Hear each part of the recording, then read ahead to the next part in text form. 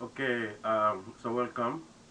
This is the second video on chapter 3.6, which is the logarithmic functions and their derivatives. So on the first video we explained part A, logarithmic function and the derivatives. So we went up to example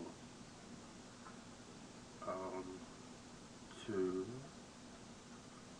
Okay, so now we're going to start with the third example, where you are given y equals log base a of x. So here we're going to let the base a to be e, that the real number that is about 2.718 continues.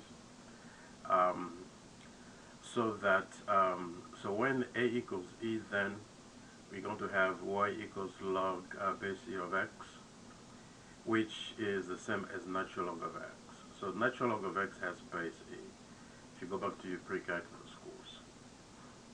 So now we want to know the derivative of natural log of x.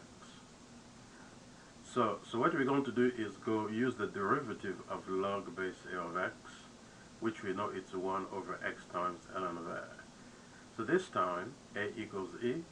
So when you plug in e for a, so we're going to get 1 over x times ln of e. Ln of e is 1. So when you replace ln of e by 1, we end up with 1 over x. So therefore, the derivative of natural log of x is 1 over x. Then we have a more general case where the entry of natural log is a function of x. So what is then the derivative of ln of g of x?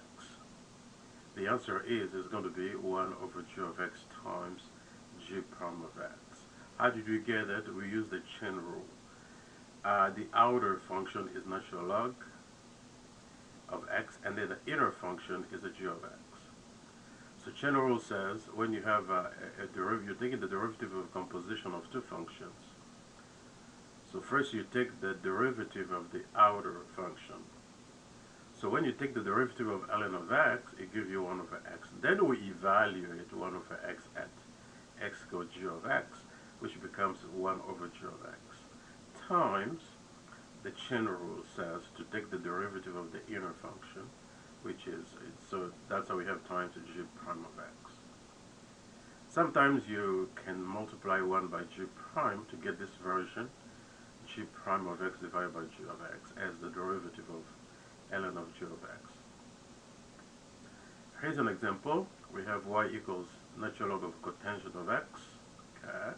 So g of x is cotangent of x. So we know the answer is going to be, so y prime is going to be 1 over cotangent of x times cotangent of x prime.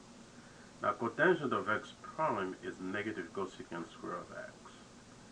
So you can leave it like this, or you can you can express both cosecant and cotangent in terms of sine and cosine. So we know cotangent of x is 1 over sine x. Cosecant of x is 1 over sine x. Cotangent of x is cosine over sine. Okay, so we get negative 1 over sine square x over cosine x over sine x. Division of two fractions, so you flip the second, you multiply with the first. So we flip this and then times the first. We're able to simplify sine, and then we end up with negative 1 over sine x times 1 over cosine x.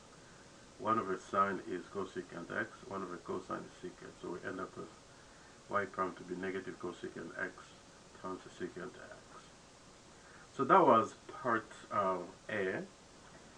And so now we're going